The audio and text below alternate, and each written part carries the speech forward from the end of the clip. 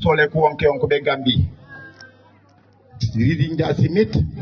depuis nous pour le mbaso as ka gumula simit as façon ngay kasanke na ko jupo o lato mo kane nene diri anke VIP DJ Blanc nane bare terewt ko ngar ko won nene DJ Blanc kanyo bona kine kapana kati buluf